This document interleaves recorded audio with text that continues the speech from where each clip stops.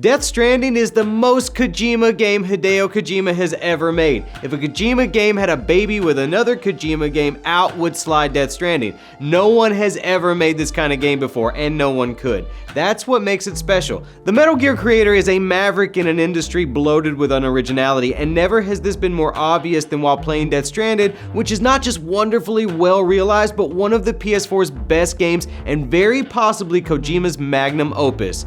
The nucleus of Death Stranding is its slow-burning story that brews classic sci-fi with old weird fiction on top of foundational ideas.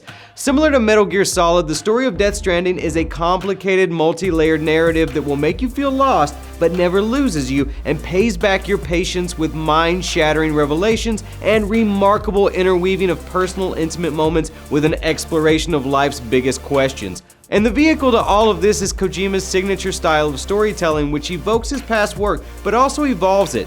In the game, you play Sam Porter Bridges, brought to life by Norman Reedus, a reticent loner who ironically finds himself with the task of reconnecting the United Cities of America, which is on the brink of extinction following the Death Stranding, an explosion that has transformed the world in an inexplicably drastic manner and connected the realms of life and death. As a rule, video game writing generally doesn't weigh up to its entertainment counterparts. This rule does not apply to Death Stranding though, which is exceptional in this regard. The game is also stacked with first-rate actors and actresses. From top to bottom, the performances are excellent. Marrying the characters and performances is the cinematic quality of the game. Kojima is in love with cinema, and this passion shines through with virtually every aspect of the game.